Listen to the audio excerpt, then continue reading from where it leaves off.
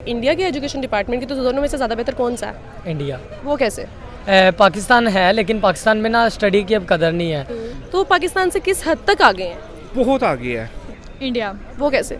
पाकिस्तान की जो तालीम है आपके सामने ही है। अगर हम पाकिस्तान की तालीम में इतना दम होता तो हम इस तरह सड़कों पर रुले ना रहे होते, किसी अच्छे मुकाम पर होते। बिल्कुल ही मैम जो डिग्री हैं वो हमारी मेहनत पे नहीं मिलती, वो भी पैसों से मिल रही हैं। हाँ, वो पैसे से तो मिले, लेकिन आप उस रद्दी के अंदर कहते हैं ना पतीसे वाला भी बाहर आता है, आपको उस डिग्री के अंदर भी पतीसा ही मिल रहा होता है, बजाय इसके कि इतना पैसा लगाया था कि हमें कोई अच्छा सिला मिलना चाहिए, कुछ अच्छा रिजल्ट मिलना चाहिए। यार हम इतनी मेहनत करते, इतनी स्ट्रगल करके आ गए थे। आपकी मेज़बान सनम आप देख रहे हैं मेरा और आपका यूट्यूब चैनल। नाजरीन, जो हमारा आज का टॉपिक है वो ये है कि बात की जाए पाकिस्तान के एजुकेशन सिस्टम की और दूसरी तरफ इंडिया के एजुकेशन सिस्टम की, तो दोनों में से बेहतर कौन है? इसी सारे टॉपिक पर बात करेंगे पाकिस्तान के अवाम से। हमारे साथ रहिएगा।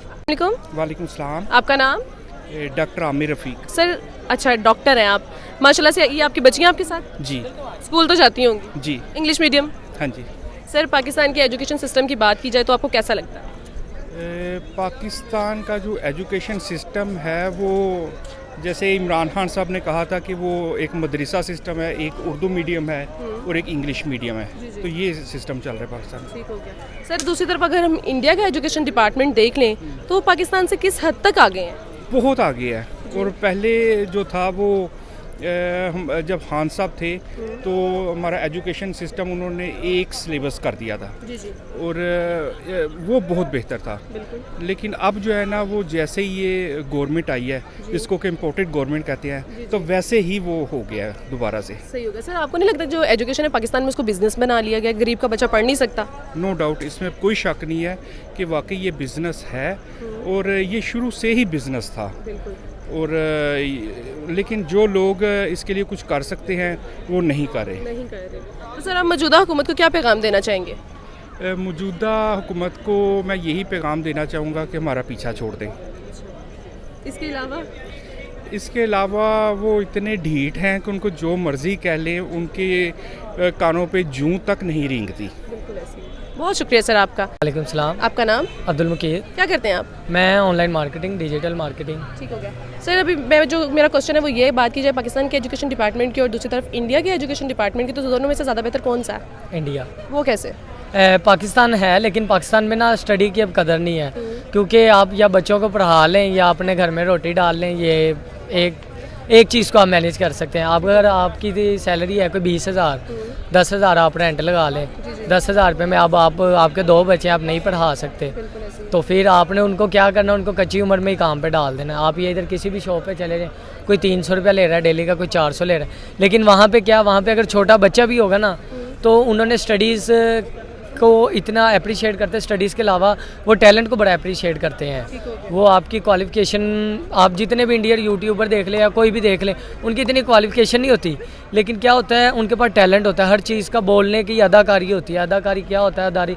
अदाकारी के अंदर वो अपना यानी कि बताते हैं कि हमारे पास इस चीज़ का टैलेंट है। लेकिन पाकिस्तानियों के पास क्या, इधर आप बच्चे से पूछेंगे, उसने कहना जी फलानी दुकान पर काम करता हूँ, घर में बजट नहीं था, इस वजह से पढ़ा नहीं सके। क्यों पाकिस्तान की ऐसी सूरत हाल क्यों है? करेंसी देख लें, वो पाकिस्तान की लो है। पाकिस्तान में जो गुर्बत है वो बहुत ज़्यादा है। आटे की लाइनों के पीछे लोग मर रहे हैं। पढ़ाई को बिजनेस बना लिया गया। तो पाकिस्तान कब स्टेबल होगा? पाकिस्तान वब स्टेबल होगा जब ये आटा जो है ना पैसों का मिलना शुरू हो जाएगा। आप देख लेना, आपने मुफ्त लेना है, आपने पूरी दिहाड़ी लाइन में लगे रहना है। एक तो आपकी दिहाड़ी गई मजदूर की, ठीक है, ऊपर से आटा ना मिला, वो फिर रोता हुआ घर जाता है। घर जाके उसने क्या करना है जी, वो सादे पानी से ही रोज़ा खोल लेना है।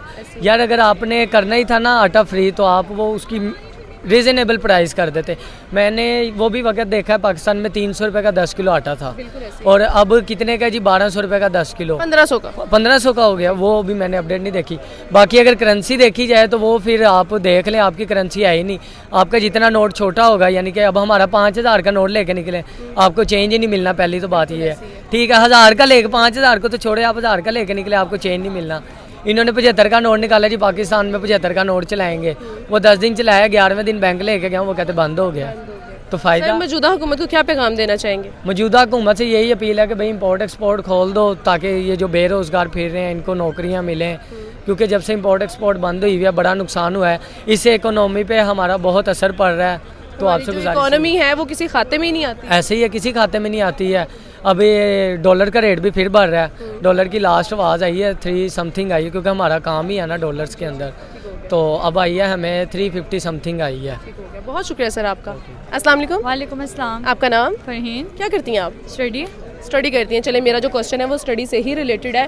बात की जाए पाकिस्तान के एजुकेशन डिपार्टमेंट की और दूसरी तरफ इंडिया के एजुकेशन डिपार्टमेंट की, तो दोनों में से ज़्यादा बेस्ट कौन सा है? इंडिया। वो कैसे?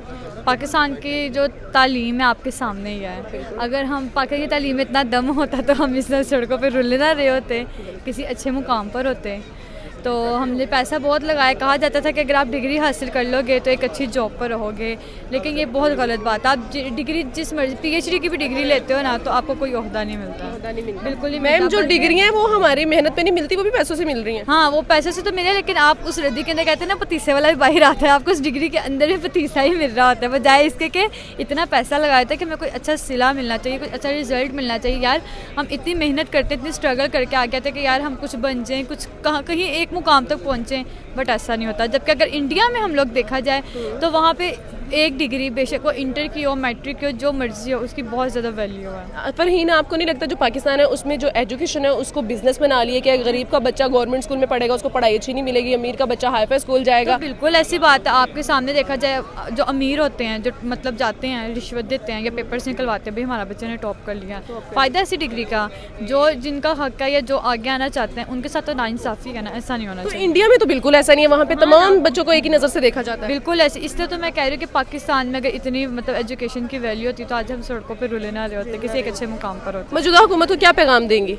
मैं उनको ये कहूँगी कि जो जितना बिगाड़ सकते हो ना मुल्क को बिगाड़ लो, कोई बात नहीं, बस इतनी सी कसर रह गई है, फिर आप लोगों को पाकिस्तान डूब तो गया है, और मतलब थोड़ा सा जो रह गया ना वो भी बिल्कुल ख़त्म हो जाएगा, बिल्कुल भी नहीं नज़र आएगा। अच्छी बात है, जो करो वही करते रहो, ऐसा ही करना। बाकी दुनिया बहुत अच्छा कर रही है, बहुत मतलब वो लोग बुरे हैं, हम लोग बहुत अच्छे हैं, आप लोग बहुत अच्छे हो, जो करो हमारी बेहतरी की करो, हम लोगों को पता करते रहो, ऐसे ही करते रहना। बहुत शुक्रिया फरहीन आपका। Thank you. आपने लोगों की राय जानी, अपनी राय कमेंट सेक्शन में लाजमी बताइएगा। इसी के साथ साथ मुझे दीजिए इजाज़त। अल्लाह हाफिज़।